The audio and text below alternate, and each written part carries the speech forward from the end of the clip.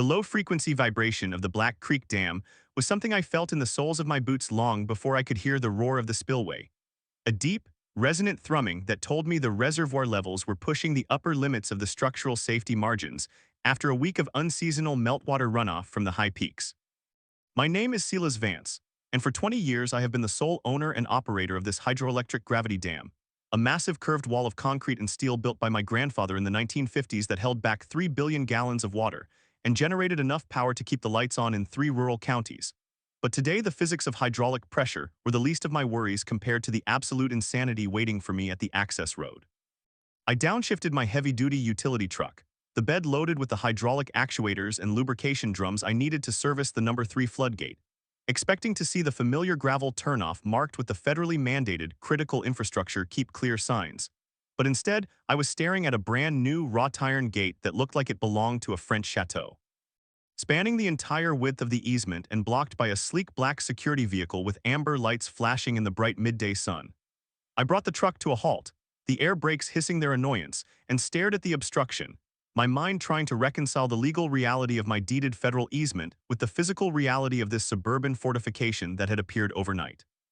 To the left of the gate, a new sign had been erected, tasteful and expensive gold lettering on sandblasted wood reading Rivers Edge Estates Private Community Residents Only. And below that in smaller, aggressive font, no commercial traffic, no industrial access.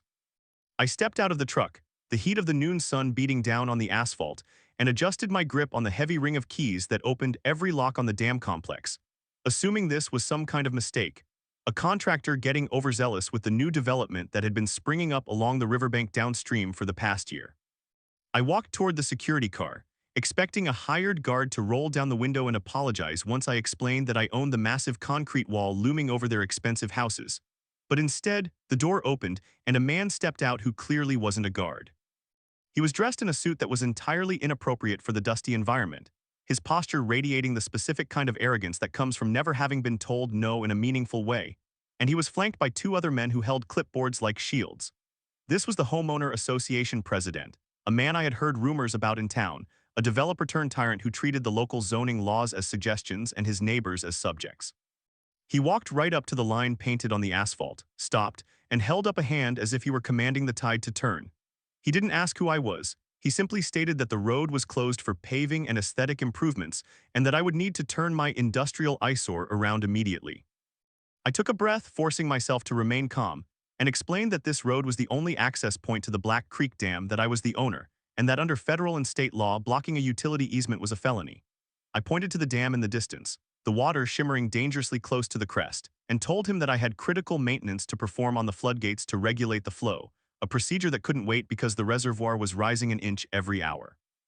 The president didn't even look at the dam. He looked at my truck, his lip curling in disgust, and told me that the board had voted last night to reclassify the access road as a community promenade, and that heavy vehicles were strictly prohibited due to the noise, the dust, and the damage they caused to the ambience of the entry corridor. He claimed that my easement was an archaic clerical error, that the HOA legal team was currently petitioning to have vacated, and until a judge ruled otherwise, he was enforcing the community bylaws which strictly forbade unsightly industrial operations within visual range of the clubhouse. I stared at him, genuinely wondering if the heat had cooked his brain, and tried to explain the physics of the situation, that the industrial operation he was blocking was the only thing preventing the river from reclaiming the valley floor where his precious clubhouse stood. I told him that the dam wasn't a static object. It was a machine, a living system of pressures and releases, and that right now the number 3 gate was stuck in the closed position, which was why the water level was creeping up. If I didn't get up there with the hydraulic actuators in my truck to force it open, the pressure would build until the automatic emergency spillways engaged, which would send an uncontrolled torrent of water downstream, potentially flooding the lower lots of his development. The president laughed, a short, dismissive bark of a sound, and told me that I was fear-mongering, that the dam had been there for 70 years and never burst, and that he knew for a fact the water level was perfectly safe because he had looked at it from his balcony that morning. He then signaled to one of his associates, who stepped forward and handed me a thick envelope. I opened it to find a stack of citations, printed on high-quality paper, listing offenses I didn't know existed.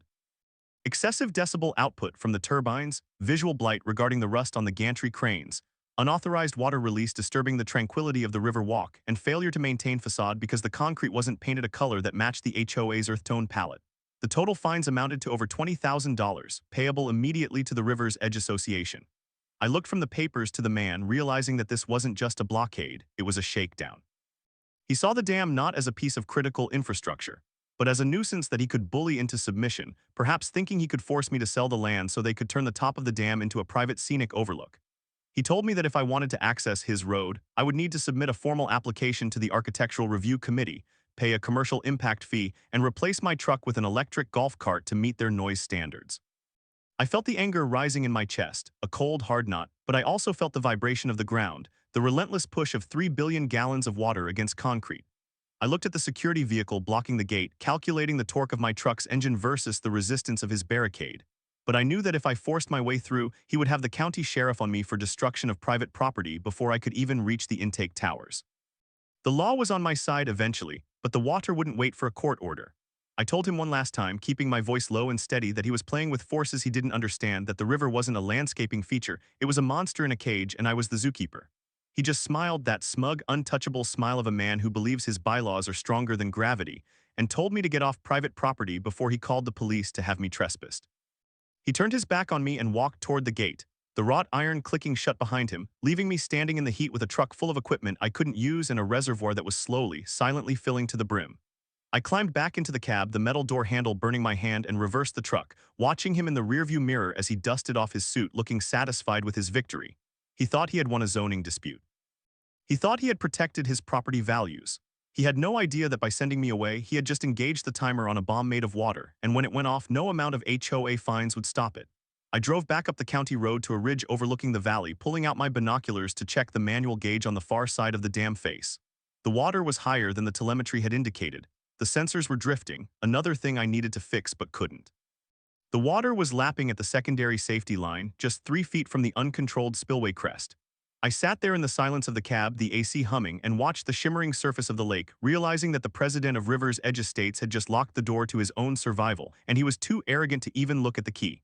I picked up my phone to call the federal inspector, but then I paused. If I called the feds now, they would descend with bureaucracy, red tape, and meetings that would take days. The water needed to be managed within hours. I needed a different approach. I needed to let the situation escalate just enough for him to understand that he wasn't negotiating with a man, he was negotiating with nature. I put the truck in gear and headed back to my workshop to grab the portable diagrams and the legal deeds, knowing that tomorrow, when the water started to crest, the conversation would be very different. But for now, the sun beat down on the valley, deceptively peaceful, hiding the immense power building up behind the wall that the HOA had decided was merely an aesthetic inconvenience. The telemetry readouts on the remote monitor in my workshop were screaming a silent warning in bright red digital numerals, indicating that the headwater elevation had risen another 4 inches in the last 3 hours, a rate of climb that defied the standard meltwater curves and suggested that the blockage in the number 3 floodgate was creating a hydraulic backpressure that was effectively choking the reservoir's ability to self-regulate. But what truly turned my blood into ice water was not the numbers themselves, but the sudden, jarring cessation of the data stream from the piezometers embedded in the dam's concrete face, the sensors responsible for measuring internal structural pressure. I stared at the screen, tapping the glass as if that would bring the signal back, but the flat line remained, a digital silence that could only mean one of 2 things: catastrophic sensor failure or physical tampering with the external conduits that ran down the face of the spillway. I grabbed my portable diagnostic kit, a heavy Pelican case filled with specialized electronics, and the master blueprints for the facility, knowing that I couldn't risk another confrontation at the main gate with the heavy truck. So I opted for the secondary access point, a rugged service trail that wound through the dense pine forest on the west bank of the river, a path that was technically part of the federal easement but had been overgrown for years since I rarely used it. I loaded the gear into my battered ATV, a machine that cared nothing for community ambience, and tore off into the woods, the sun filtering through the canopy in dappled shafts of blinding light that did nothing to alleviate the suffocating heat of the afternoon. The trail was rough, forcing me to wrestle the handlebars as the machine bucked over roots and rocks. But I pushed it hard, driven by the knowledge that every minute the water rose was a minute closer to the structural yield point of a 70-year-old gravity dam.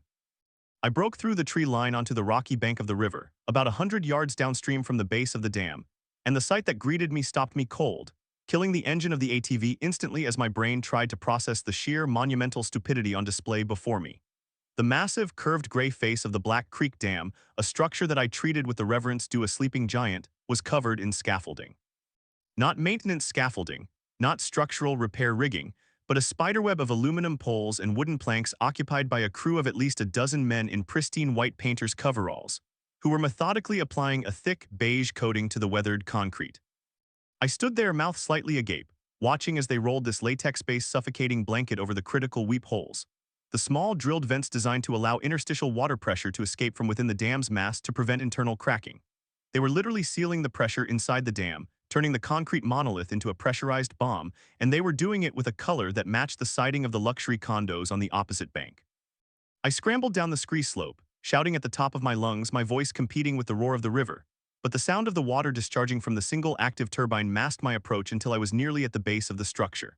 A security guard, different from the one at the gate but wearing the same mock tactical uniform, stepped out from behind a concrete abutment, hand on his belt, blocking the metal staircase that led up the side of the dam to the intake controls. "Restricted area," he barked, trying to look imposing despite the sweat pouring down his face. "This is a construction zone, no unauthorized personnel." I didn't stop moving until I was inches from his face, pointing up at the men on the scaffolding. "Get them down," I shouted, the veins in my neck straining. "Get them down now. Do you have any idea what you're doing? You're sealing the weep holes. That concrete needs to breathe." The guard didn't even look up. He just shoved a laminated card toward my chest. "HOA Improvement Project 44 Alpha Aesthetic Remediation. We have a permit from the Architectural Committee to neutralize the industrial blight of this structure. You need to back off, sir." I slapped the card away, the plastic clattering onto the rocks. "I don't care about your committee. That is a federal dam. You are compromising the structural integrity of a high-hazard facility. If that pressure builds up inside the wall, the concrete will spall and then it will crack, and then 3 billion gallons of water will erase your boss's house and everything else in this valley." The guard shoved me back hard, his hand gripping my shoulder. I said, "Back off. We have orders to prevent any interference from the former owner." Former owner. The words hung in the hot air like the smell of ozone before a lightning strike. "I am not the former owner," I snarled, stepping back to disengage before I did something that would get me arrested. "I am the current owner and I am going to the turbine house to purge the system." I sidestepped him, sprinting toward the heavy steel door at the base of the dam that led to the turbine gallery, the heart of the power generation system and the only way to release water since the floodgate was jammed. I had the key in my hand, jamming it into the lock, but it wouldn't turn. I tried again, jiggling it, sweating, panic rising in my throat. The lock had been changed. A bright, shiny new cylinder sat in the center of the rusted steel door, a mockery of security. I pounded on the door with my fist, the hollow boom echoing inside the cavernous space. "Open the door." I screamed, knowing that inside, the turbine was spinning, vibrating, doing its job, but without my monitoring, the bearings could overheat, the intake screens could clog, and if that turbine tripped offline, the only outflow for the entire reservoir would be cut off. "Mr. Vance," a voice called out from above, smooth and amplified. I looked up to the top of the dam, shielding my eyes against the glare of the sun. The HOA president was standing on the crest railing, holding a megaphone, looking down at me like a monarch addressing a peasant. Beside him stood another man, holding a tablet and wearing a hard hat that looked like it had never seen a construction site. "Mr. Vance," the president repeated, his voice booming over the river noise. "Please step away from the community infrastructure. We have changed the locks for security purposes following your aggressive behavior at the gate yesterday." I stared up at him, the sheer distance making him look small, but the damage he was doing was enormous. "You changed the locks on a hydroelectric plant," I shouted back, cupping my hands. "That is a felony. You have compromised the safety of the entire downstream area. The reservoir is rising. I need to open the bypass." The president shook his head, a theatrical gesture meant for the crew painting the wall. "We have consulted with our own expert," he said, gesturing to the man beside him. "Mr. Sterling here is a certified civil engineer, and he assures us that the water levels are well within the aesthetic parameters for the lake. In fact, he recommends maintaining a higher level to improve the waterfront property values." He handed the megaphone to the expert, Mr. Sterling, who cleared his throat and spoke with the nasally condescension of a bureaucrat. "Mr. Vance, I have reviewed the historical data. This dam is over-engineered. The current water level is optimal for the lake life branding of the community. Furthermore, the vibration from the turbine is causing microfractures in the new patio foundations of the riverfront lots. We have issued a cease and desist order for the power generation." My brain stopped for a second. "You want to stop the turbine?" I yelled, disbelief coloring my tone. "The turbine is the only thing letting water out. If you stop it, the lake fills up. It's not a pool, it's a river." "The water has to go somewhere," Sterling adjusted his glasses. "We can manage the overflow with the passive spillway. The turbine is noise pollution. We have disconnected the grid interconnect." I felt the ground shake beneath me, not from the water, but from the sudden, violent lurch of the turbine inside the dam tripping offline. They had done it. They had physically cut the transmission line on the other side, forcing the generator to execute an emergency shutdown. The deep, resonant hum that had been the heartbeat of the valley for 70 years died instantly, replaced by a terrifying silence that was quickly filled by the sound of the river level dropping as the outflow ceased. The water coming from the tailrace slowed to a trickle. I watched in horror as the riverbed in front of me began to dry out, exposing wet rocks and flopping fish. They had just plugged the drain. "You idiots," I screamed, the sound tearing at my throat. "You just stopped the flow. The reservoir is going to fill up in hours. The passive spillway can't handle the meltwater surge." The president took the megaphone back. "We are restoring tranquility to River's Edge. You are trespassing on HOA common elements. If you do not vacate the premises, the sheriff's deputies who are currently en route will arrest you for vandalism and breach of peace." He pointed to the ATV. "And take that noisy machine with you." I looked at the dam face, at the men painting over the weep holes, at the new lock on the turbine door, at the dry riverbed, and realized that logic had left the building long ago. I was arguing thermodynamics with people who cared about paint swatches. I backed away, my hands shaking not from fear but from the adrenaline of pure catastrophe. "When this wall breaks," I shouted, pointing a finger at the president, "don't say you weren't warned. You just signed your own death warrants." I climbed onto the ATV and ripped the throttle, spinning the tires on the loose rock, tearing back up the trail as the first sheriff's cruiser appeared on the service road on the far bank. I needed to get to high ground, and I needed to get to a phone that wasn't being jammed or monitored. I drove to the ridge overlooking the reservoir, stopping at a vantage point that gave me a clear view of the intake towers.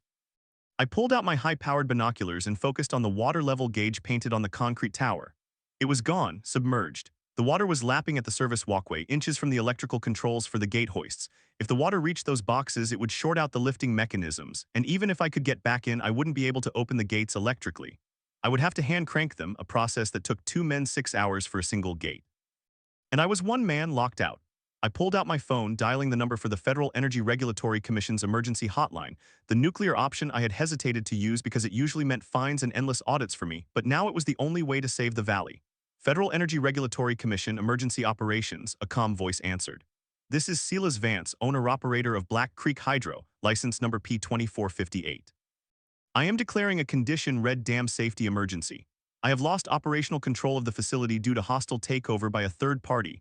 The spillway is compromised, the turbine is tripped, and the reservoir is rising at a rate of—" I checked my watch and the water line on the far bank. "6 inches per hour, imminent overtopping predicted in 12 hours. The operator's voice sharpened. "Did you say hostile takeover? Is this a terrorist event?" "It's a homeowner association," I said, the absurdity of the sentence tasting like ash in my mouth. "They have seized the access, cut the power, and are sealing the structural vents. I need federal intervention immediately." "We will dispatch a regional inspector," the operator said. "ETA is 24 hours. Local law enforcement should be contacted." "Local law enforcement is helping them," I shouted. 24 hours is too late. The water will be over the crest by morning." "Sir, we cannot mobilize faster than that. Do what you can to mitigate. We are logging this call." The line clicked dead. Mitigate. How was I supposed to mitigate 1 billion gallons of water with a locked door and a sheriff's department that treated me like a criminal? I looked down at the community below. The president's house was a massive, sprawling mansion right on the water's edge, sitting on a plot of land that was technically within the 100-year floodplain, a detail he had likely bribed the zoning board to ignore. He was currently on his deck, hosting what looked like a celebratory brunch, waiters moving through the crowd with trays of champagne, the guests admiring the tranquil silence of the dam now that the nasty turbine was off. They were celebrating the silence of a ticking bomb. I knew then that I couldn't wait for the feds. I had to get back into that dam, but the direct approach had failed twice. I needed something heavier. I needed leverage. I drove the ATV back to my workshop, a steel barn located on the high ground 3 miles from the dam, and parked it next to the piece of equipment I kept for the absolute worst-case scenarios. A vintage diesel-powered D9 bulldozer, a beast of a machine with a blade the size of a billboard and a ripper claw on the back that could tear through asphalt like wet paper. It hadn't been run in a year, but I maintained it religiously. I checked the fuel, checked the oil, and climbed into the open cab. But as I reached for the ignition, a black sedan rolled up my driveway, crunching over the gravel. It was the expert, Mr. Sterling, accompanied by 2 deputies. I jumped down from the dozer, wiping my hands on a rag. "Get off my land," I said, walking to meet them. Sterling smiled, holding out a clipboard. "Mr. Vance, in light of your threats at the dam, the HOA has obtained an emergency temporary restraining order. You are to remain 500 yards from the facility and the water's edge." The deputy stepped forward, handing me the paper. "It's signed by Judge Holloway, Silas. You know he lives in River's Edge, right? You gotta stay away. We don't want to lock you up." "The dam is going to fail," I said, staring at the deputy, a man I had known since high school. "Jim, look at me. The water is rising. They painted over the weep holes. The pressure is building inside the wall. If it goes, your mom's house in the lower valley is gone. You understand? Gone." Jim looked uncomfortable, shifting his weight. The engineer says it's safe, Silas. You're just angry about the road. Just cool off for a few days. The hearing is on Tuesday. Tuesday, I laughed, a manic sound. Tuesday, there won't be a river's edge. There will just be a river. Sterling stepped forward, adjusting his tie. Stop the dramatics. The reservoir creates a beautiful infinity pool effect when it's high. We're monitoring it. Now if we see you near that dam or if you try to use any heavy equipment. He glanced at the dozer. We will seize it as evidence of intent to commit vandalism.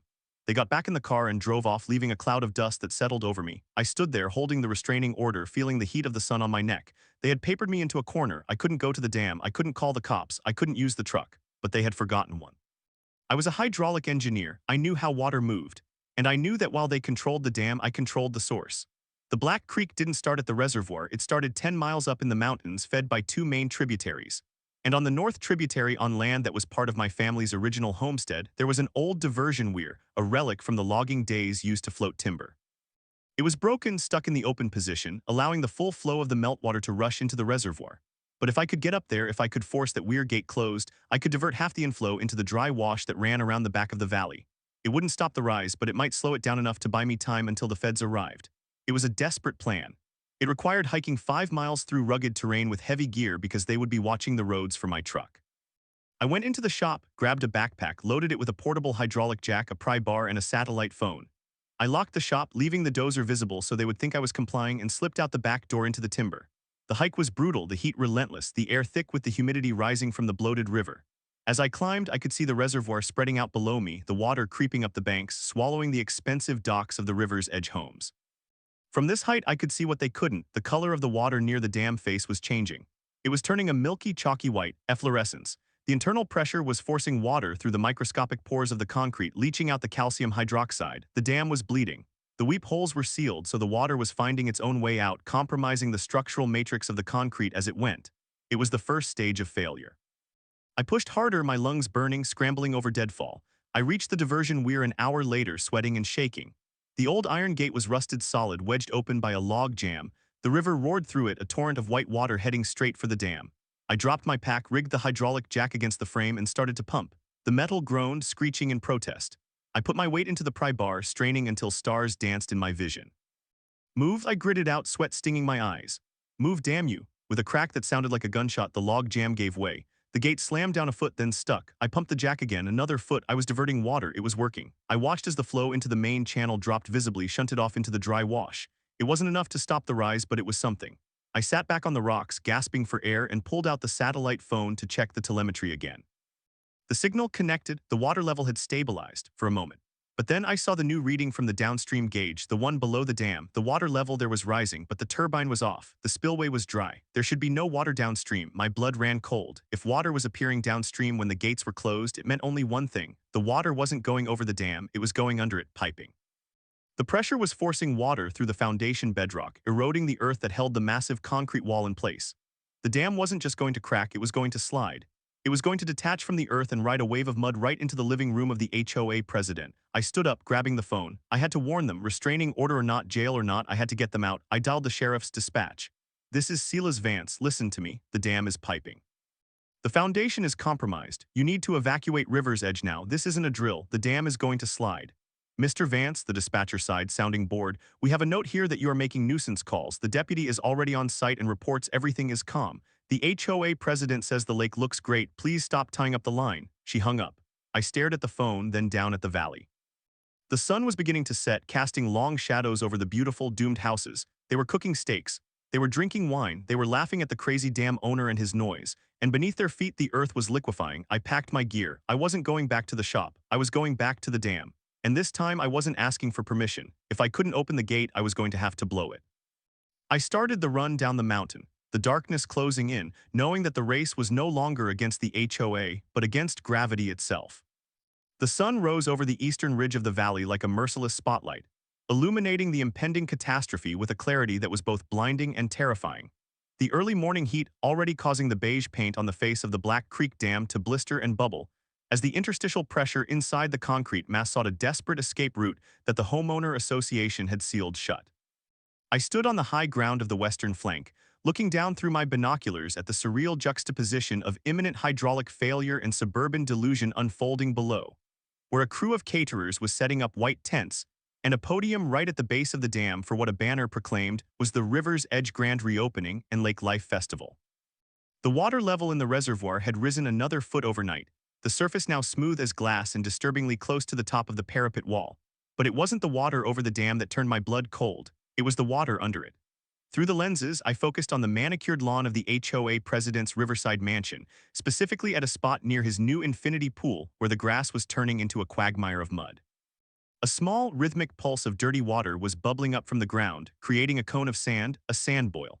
To a layman, it looked like a broken sprinkler line. To a hydraulic engineer, it was the signature of death. It meant the high-pressure water from the reservoir was forcing its way through the bedrock foundation, carrying the soil with it, literally washing away the ground that held the 3 million-ton concrete wall in place. The dam wasn't just holding back water anymore. It was floating on a layer of liquid mud, and friction was the only thing keeping it from sliding down the valley and erasing everything in its path. I dropped the binoculars, my hands shaking with a rage that burned hotter than the sun, and ran back to the D9 bulldozer I had hidden in the timber line, knowing that the time for phone calls and legal arguments was over. The sheriff's deputies were stationed at the main gate, guarding the private event, but they weren't expecting a 60-ton vintage earthmover to come crashing through the dense forest on the forgotten logging road that paralleled the river. I climbed into the open cab of the Caterpillar, the metal seat searing hot, and fired up the massive diesel engine, the roar of the cylinders shattering the morning silence and sending a plume of black smoke into the pristine blue sky. I slammed the transmission into gear, the tracks clanking and biting into the earth, and drove the machine straight through the underbrush, snapping pine trees like twigs, aiming for the promenade the HOA had built over my access road. The plan was simple and suicidal. Drive the dozer onto the dam crest, use the ripper claw to tear open the sealed weep holes to relieve the internal pressure, and then use the blade to physically smash the locking mechanism on the emergency spillway gate. It was destruction of property, it was trespassing, it was likely assault with a deadly weapon in the eyes of the law, but the alternative was a mass casualty event that would make the national news for a month. The dozer crested the embankment and crashed onto the asphalt of the new road, the steel tracks instantly chewing the expensive pavement into gravel, the noise deafening as I pushed the throttle to the stops. I saw the security guards at the gate scramble, diving out of the way as the massive yellow blade swept aside their wrought iron barrier like it was made of tinfoil. I wasn't stopping. I rumbled down the promenade, the vibration of the tracks shaking the ground, heading straight for the gathering at the base of the dam. The guests, men in linen suits and expensive sunglasses, froze as the ground shook, turning to see a mechanical monster bearing down on their champagne brunch. The sheriff's deputies drew their weapons, but they hesitated. Shooting a man in a moving bulldozer is not a standard procedure, and the sheer audacity of the assault bought me precious seconds. I bypassed the party, swerving the machine toward the ramp that led to the top of the dam, but as I reached the incline, a heavy-duty dump truck, part of the HOA's aesthetic improvement fleet, pulled across the path, blocking the ascent. I slammed on the brakes, the dozer lurching to a halt, the blade inches from the truck's door. I was cut off. I couldn't go up. I looked down at the party, at the president standing on the podium, microphone in hand, staring at me with a mix of fury and disbelief. I killed the engine, the sudden silence ringing in the valley, and stood up on the tracks, pointing a grease-stained finger at the bubbling mud in his yard. "Look at the ground," I screamed, my voice raw. "Look at the sand boil. The foundation is piping. You have to evacuate this valley now." The deputies were swarming the dozer, climbing up the tracks, grabbing my arms. I didn't fight them, I just kept pointing. "The water is brown, don't you see it? That's the foundation washing away." The president adjusted his tie, stepped up to the microphone, and his voice boomed over the PA system, calm and condescending. "Ladies and gentlemen, please remain calm. This is just the former owner having a mental breakdown because he can't accept that progress has moved on without him." He looked at the deputies hauling me down from the machine. "Officer, remove this domestic terrorist from our private community immediately." I was slammed onto the hood of a patrol car, the metal burning my cheek, cuffs ratcheted tight enough to cut circulation. "You're killing them," I shouted, spitting dust. "Sterling, where is Sterling? Ask him what a sand bowl means." The expert engineer stepped out from the tent, holding a glass of sparkling water, looking bored. He walked over to the mud puddle in the president's yard, poked it with the toe of his loafer, and turned to the crowd. "It's a natural spring, folks, activated by the high water table, perfectly normal. In fact, we can incorporate it into a water feature."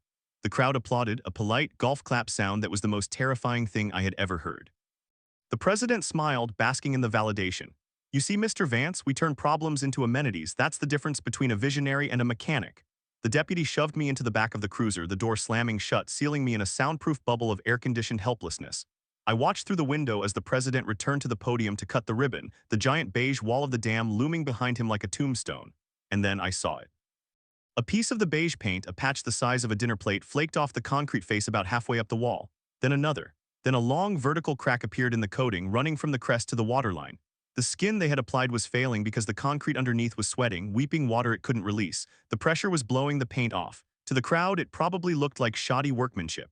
To me, it was the dam screaming. I kicked the window, screaming at the deputy in the front seat. Look at the wall, it's spalling, the pressure is blowing the face off. The deputy didn't turn around. Sit tight, Silas, you're in enough trouble already, don't add damage to a police vehicle to the list. He started the car, driving slowly away from the dam, away from the danger, taking me to jail while 300 men stood in the shadow of a structure that was actively dying. As we drove up the winding road out of the valley, I craned my neck to watch the sand bowl in the president's yard. It had grown. It was no longer a trickle, it was a fountain, a geyser of muddy water shooting 3 feet into the air. The ground around the pool deck cracked, a jagged fissure opening up in the expensive travertine tile. I saw a waiter drop a tray of drinks as the ground shifted beneath him. The president stopped mid-sentence, looking down as the podium tilted slightly to the left. The deputy turned a corner and the scene vanished from view, replaced by the trees, but the image was burned into my retinas. They were dancing on a grave. The piping had advanced to the point of backward erosion. The channel under the dam was widening, creating a void that would eventually cause the entire structure to settle and tilt. Once the dam tilted, the geometric seal would break, and the water would push the wall over like a domino. I sat back against the hard plastic seat, closing my eyes, listening to the hum of the tires, knowing that I was the only person in the county who knew exactly how much time they had left. Not days, not hours, minutes. The physics were absolute. The friction coefficient of the foundation was dropping to zero. The hydraulic uplift was pushing the dam toward the sky, and I was in handcuffs heading to a holding cell while the Homeowner Association president toasted his own demise. The radio in the front seat crackled. Dispatch to Unit 4, we have a 911 call from a resident on River Road. Reports of ground liquefaction, says his car just sank into the driveway. The deputy frowned, picking up the mic. Copy that, dispatch, probably a sinkhole. We'll check it out after transport. It's not a sinkhole, I yelled from the back. It's the reservoir. The water is coming up everywhere. Turn the car around. The deputy ignored me, turning up the radio volume to drown me out. We drove on, the distance between me and the disaster growing, the feeling of impotence crushing my chest. I had the knowledge, I had the equipment, I had the will, but I had been defeated by a zoning committee and a layer of latex paint. The sun climbed higher, baking the valley, heating the billions of gallons of water that were currently winning the war against the concrete. I thought about the generator I had left running in the shop, the blueprints on the table, the legacy of my grandfather who had built that dam to last 1,000 years. He hadn't accounted for the destructive power of human arrogance. The car slowed as we approached the main highway, and for a brief second the trees cleared, giving me one last view of the reservoir from high above. The water was a strange color, a deep, bruising purple under the harsh light. And in the center of the lake, a massive whirlpool had formed, a vortex swirling slowly, silently. It was the suction. The water was finding a new way out, a massive breach in the riverbed floor upstream of the dam. The reservoir was draining from the bottom, pulling the dam down with it. I watched, mesmerized and horrified, as the vortex spun, a silent eye of the storm that was about to consume everything. The deputy turned onto the highway, accelerating toward the county jail, and the view disappeared. You check those cuffs? He asked his partner. He's pretty worked up. Yeah, he's secure, the partner replied. Crazy guy, thinking he can drive a dozer through a party. They laughed. I didn't. I just watched the clock on the dashboard, counting the seconds, waiting for the sound that I knew would be loud enough to hear even from inside a jail cell, the sound of a valley dying. The crisis had passed the point of prevention. We were now in the realm of survival. And the men in the valley below had no idea that they were already underwater. They just hadn't gotten wet yet. The sheriff's cruiser had barely cleared the cattle guard marking the boundary of the county road when the radio on the dashboard, which had been buzzing with routine traffic, suddenly erupted with a frantic static-laced scream that cut through the air-conditioned silence of the cab like a jagged shard of glass. The voice belonging to the deputy who had stayed behind at the River's Edge grand reopening. A man I knew to be a 20-year veteran, not easily rattled, but who now sounded like he was standing on the deck of the Titanic as it slipped beneath the waves. 10:33, emergency traffic, we have structural collapse. I repeat, the north wing of the residence at 104 River Drive has just... It's gone, the ground just opened up and swallowed it. We have active ground liquefaction moving toward the crowd. Send fire, send SAR, get everyone out here now. The deputy driving the car, the one who had spent the last 10 minutes telling me to calm down, slammed on the brakes so hard the seatbelt locked against my chest, his face draining of color as the reality of my warnings finally penetrated the thick armor of his skepticism. 104 River Drive was the president's house. The sand boil I had pointed out, the natural spring the HOA expert had promised to turn into a water feature, had just undercut the foundation of a $5 million mansion and dragged it into the subterranean void created by the piping reservoir water. I didn't say I told you so, because the time for petty vindication had passed about 1 billion gallons ago. Instead, I leaned forward against the wire mesh, my voice low and urgent. Turn the car around, Jim. If the house is gone, the dam abutment is next. You have maybe 10 minutes before the friction pile gives way and the whole concrete wall surfs down the valley. Jim didn't argue, didn't check with dispatch, didn't ask for permission. He whipped the heavy charger around in a cloud of gravel and dust, flooring the accelerator, the engine roaring as we raced back toward the disaster we had just left.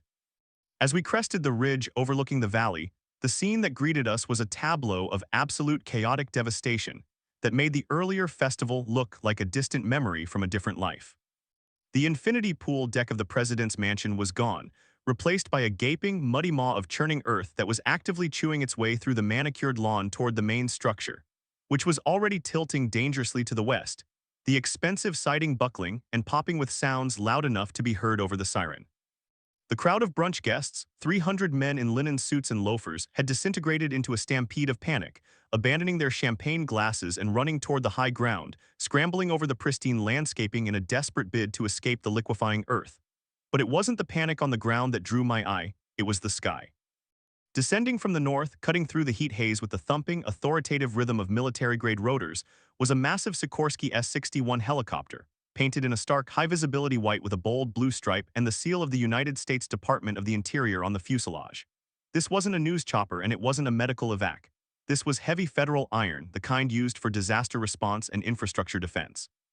It roared over the valley, the downdraft flattening the white tents of the party, blowing the tablecloths into the muddy water, and hovered directly over the crest of the dam, a loudspeaker on its belly booming with a voice that sounded like the wrath of God amplified by 1,000 watts. This is the Federal Energy Regulatory Commission. Clear the dam crest immediately. This is a restricted federal zone. Move away from the structure. The helicopter flared and set down right on the promenade, its wheels crushing the new flower beds the HOA had planted over my access road. The side door slid open before the rotors had even slowed and 4 men jumped out. They weren't wearing suits. They were wearing tactical field gear, hard hats with the FERC logo, and vests marked Dam Safety Inspector. Leading them was a man who looked like he had been carved out of granite, holding a satellite phone in one hand and a heavy-duty breach tool in the other. This was the regional director I had called, or rather, the man dispatched by the operator I had spoken to, and he had clearly seen the satellite telemetry and realized that condition red wasn't a suggestion. The deputy skidded the cruiser to a halt next to the helicopter, and I watched as the HOA president, disheveled and covered in dust from his escaping guests, ran up to the federal agents, waving his arms, trying to salvage his authority from the wreckage of his event. "You can't land here," the president screamed, his voice cracking. "This is a private road. I am the president of the association, and you are destroying our landscaping." The regional director didn't even slow down. He walked straight through the president as if he were a ghost, his eyes locked on the face of the dam where the beige paint was now peeling off in massive sheets, revealing the dark, wet, weeping concrete underneath. "Who painted this dam?" the director barked, spinning around to face the president, his voice cutting through the noise of the dying house nearby. "Who authorized the sealing of the weep holes on a gravity arch structure?" The president, realizing he wasn't dealing with a local zoning board, tried to bluster. We performed an aesthetic remediation. It was approved by our architectural committee. It's a specialized coating designed to— It's a death sentence," the director roared, getting inches from the president's face. "You sealed the interstitial vents, you trapped the hydrostatic pressure inside the wall. That concrete is spalling because it's suffocating. You have compromised the structural integrity of a federal power generation facility." He turned to the men behind him. "Get the sensors on the face, I want pressure readings now, and cut that lock on the turbine door." The HOA expert, Mr. Sterling, tried to slip away toward his car, but the director pointed a finger at him without looking. "Marshal, detain that man. Nobody leaves this site." A U.S. Marshal who had exited the rear of the helicopter stepped in front of Sterling, hand on his weapon. The director then looked at the sheriff's cruiser where I was sitting in the back. "Who is in that car?" he demanded of Jim. That's Mr. Vance," Jim stammered. "The former owner. We arrested him for trespassing and attempted destruction of property with a bulldozer." The director looked at the D9 dozer sitting where I had left it, then at the dam, then at me. "Unlock that door," he ordered. Now, Jim didn't hesitate. He opened the rear door and undid the cuffs. I stepped out, rubbing my wrists, feeling the blood rush back into my hands. The director looked me up and down. "You Silas Vance?" "Yes, sir," I said. "License P2458. "I'm Director Graves," he said, extending a hand that felt like a vice. "We got your call. The telemetry from the satellite indicated a rapid rise in phreatic surface levels within the embankment. We mobilized the rapid response team." He gestured to the failing dam. "You tried to warn them." "I tried," I said, looking at the HOA president who was now shrinking back, his face pale. "I tried to use the dozer to open the emergency spillway because the electric hoists are dead. They arrested me." Graves turned to the president with a look of pure, unadulterated contempt. "You arrested the only man qualified to operate this facility while you actively destroyed it." The president stammered. Mr. Sterling said, The noise, the property values, Graves cut him off. Under the Patriot Act and the National Dam Safety Program Act, interference with the operation of a high-hazard dam is a federal felony carrying a minimum of 20 years in prison. You didn't just break a law, son. You committed an act of domestic sabotage. He turned back to me. Silas, I'm federalizing this site. You are now acting under my direct authority as the on-scene coordinator. What is the status of the release mechanisms? Turbine is tripped, I said, my mind snapping back into engineering mode. They cut the grid connection so we can't spin it to shed water. The intake tower controls are submerged so the electric hoists for the floodgates are shorted out. The only way to open them is manual, but I pointed to the top of the dam. They painted over the gear housings and installed decorative covers that are welded on. We can't get to the hand cranks. Graves swore a harsh sound. And the reservoir? Rising, I said, and piping, look at the house. We both looked as the president's mansion finally gave up the ghost. With a groan of tearing timber and shattering glass, the entire north wing collapsed into the sinkhole, disappearing into the slurry of mud and water that was rushing underneath the dam foundation. The vibration was palpable through the soles of our boots. Backward erosion, Graves muttered. The foundation is liquefying. If we don't drop the head pressure in the next hour, the dam slides. We have to breach the spillway gate, I said. We have to force it open. Explosives? Graves asked. Too risky, I shook my head. The shockwave could liquefy the rest of the foundation. We need mechanical force, controlled, steady force.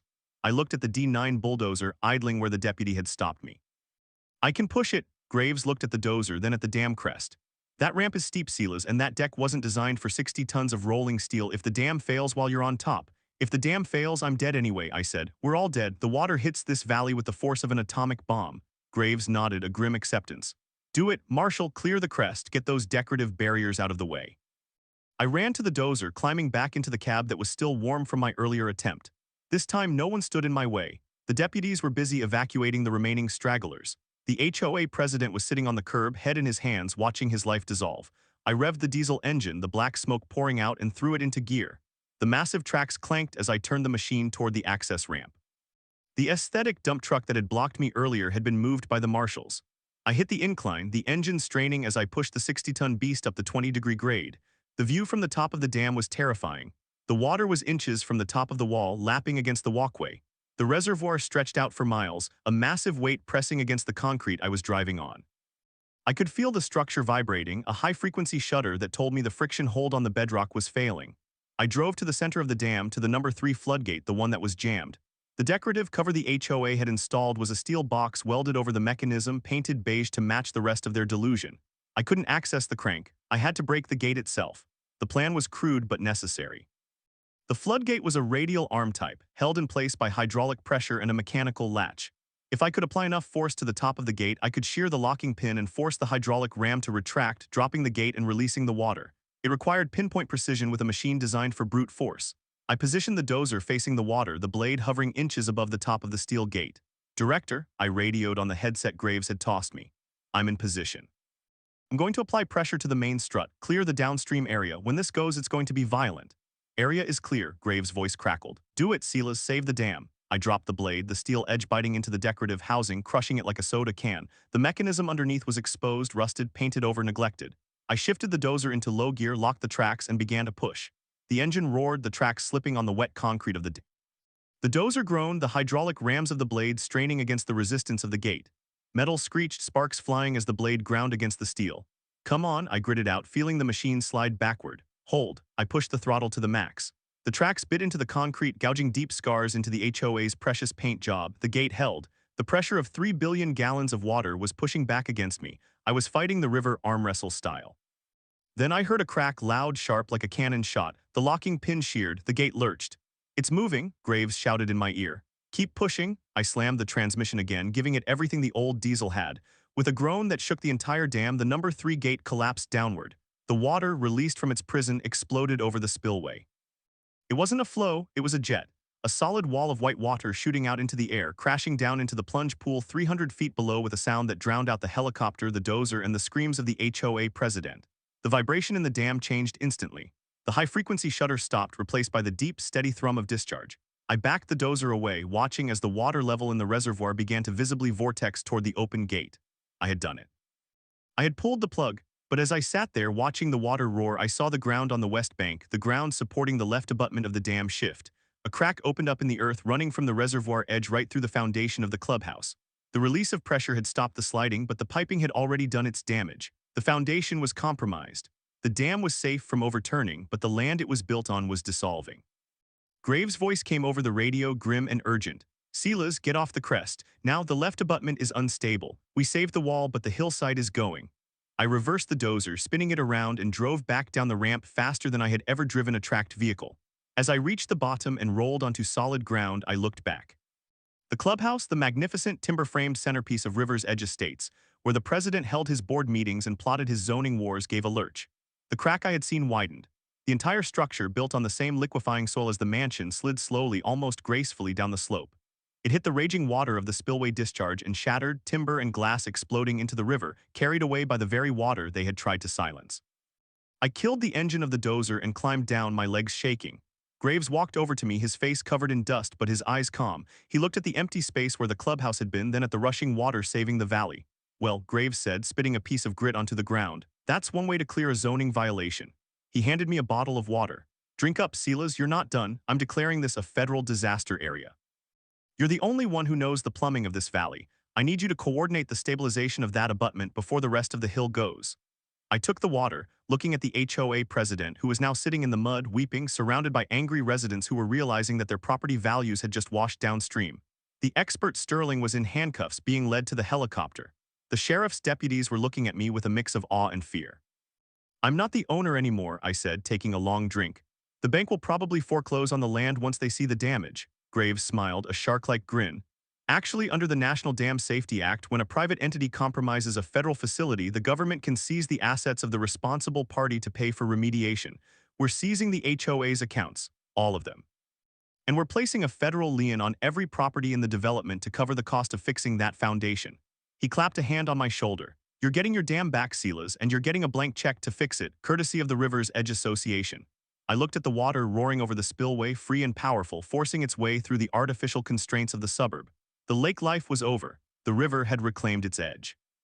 And as the sun finally reached its zenith, shining on the raw, wet concrete where the beige paint had peeled away, I realized that the dam looked better this way. Naked, honest, and still standing. The roar of the discharged water thundering through the open floodgate and crashing into the plunge pool 300 feet below was a deafening, continuous explosion that vibrated in the marrow of my bones. But for the first time in a week, it was the sound of salvation rather than impending doom. A mechanical lullaby signaling that the immense hydrostatic pressure which had threatened to erase the valley was finally, violently, equalizing. I sat on the steel track of the D9 bulldozer, my hands still trembling slightly from the adrenaline dump of the breach operation, watching as the reservoir level visibly dropped inch by inch, receding from the lip of the concrete parapet like a tide going out, leaving a wet, dark stain on the beige paint that the Homeowner Association had foolishly applied to the dam face. The crisis was technically over. The dam hadn't slid, the wall hadn't burst. But the aftermath on the ground was just beginning, and it was shaping up to be a legal and financial catastrophe that would make the physical damage look like a minor inconvenience. Director Graves stood next to me, talking rapidly into a satellite phone, coordinating the arrival of the Army Corps of Engineers heavy lift team, while U.S. Marshals secured the site with the efficiency of an occupying army, stringing yellow federal crime scene tape not just around the dam, but around the entire perimeter of the River's Edge development. The HOA president was still sitting in the mud near where his clubhouse used to be, staring blankly at the swirling water that had swallowed his center of power. His suit ruined, his authority evaporated, surrounded by a group of shell-shocked residents who were slowly waking up to the reality that their investment was literally liquefying beneath their feet. The expert engineer, Mr. Sterling, was already in the back of a federal SUV, having been handcuffed the moment Graves identified him as the signatory on the fraudulent safety inspection that had authorized the sealing of the weep holes. Graves clicked his phone shut and turned to me, his face grim but satisfied. "We have stabilized the phreatic line," he said, using the technical term for the water table inside the earth. "The backward erosion has stopped, but the void under the left abutment is massive. We're going to have to pump about 10,000 yards of concrete grout into the foundation to secure it." He gestured toward the huddled mass of homeowners, "and they are going to pay for every cubic inch of it." The reckoning began 20 minutes later when Graves ordered the marshals to round up every resident present, about 200 men who had watched the near-disaster unfold, and gather them in the parking lot of the now-vanished clubhouse. It was an impromptu town hall meeting held under the brutal midday sun, with the roar of the spillway as the backdrop. Graves stood on the tailgate of a government truck, flanked by me and two armed marshals, and addressed the crowd with a voice that cut through the noise like a diamond saw. Gentlemen, he began, not bothering with a megaphone, his command presence enough to silence the murmurs. As of 12:00 hours today, the Federal Energy Regulatory Commission has invoked the National Dam Safety Program Act's Emergency Powers Clause. This entire valley is now a designated federal disaster remediation zone. A man in the front row, wearing a polo shirt with the River's Edge logo, raised a hand. Does that mean we get FEMA money to rebuild the clubhouse? Graves laughed, a harsh barking sound that held zero humor. No, sir, it means the exact opposite.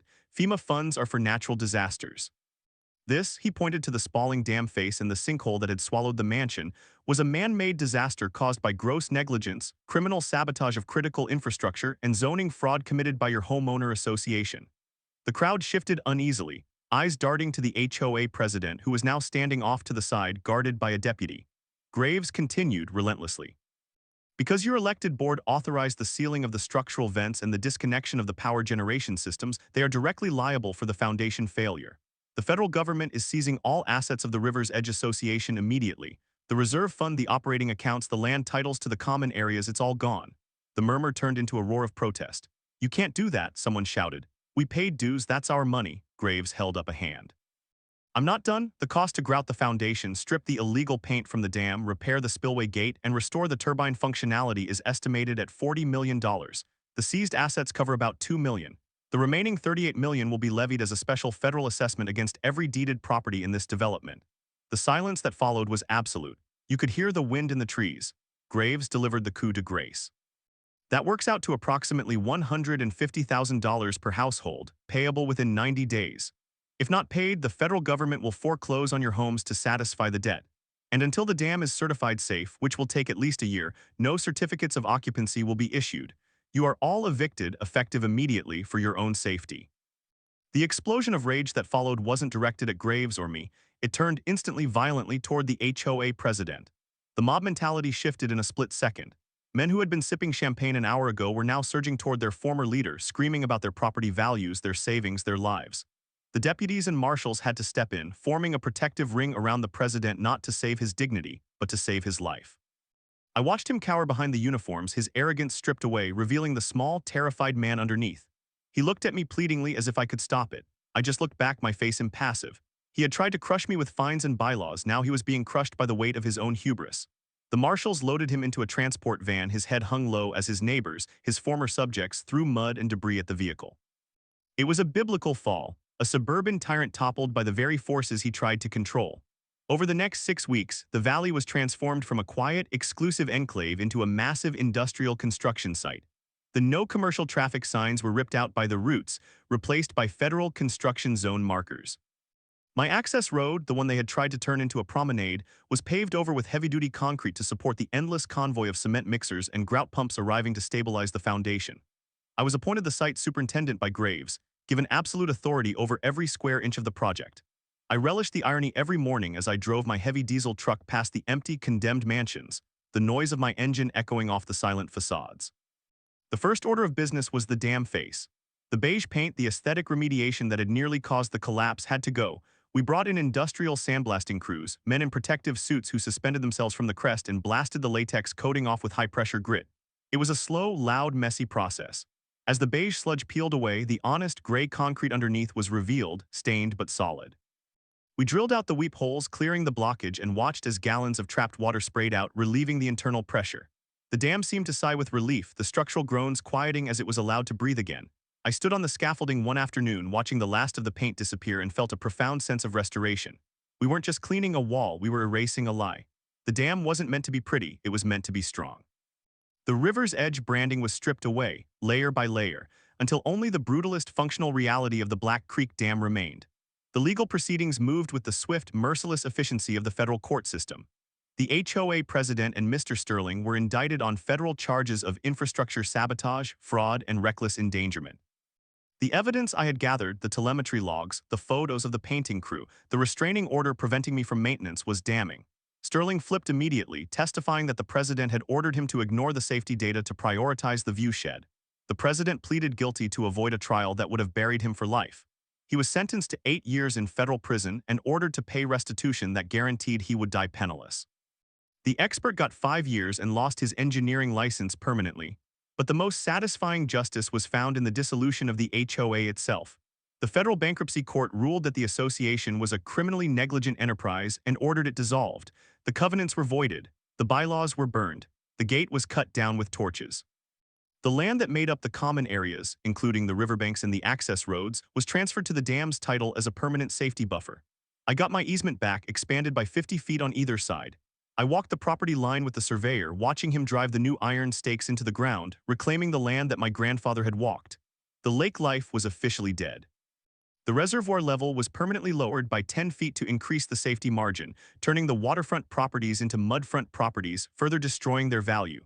Most of the residents walked away, letting the banks foreclose rather than paying the massive federal assessment. The development became a ghost town of half-finished landscaping and empty shells, a monument to greed. 6 months after the breach, on a crisp autumn morning, I stood in the turbine gallery at the base of the dam.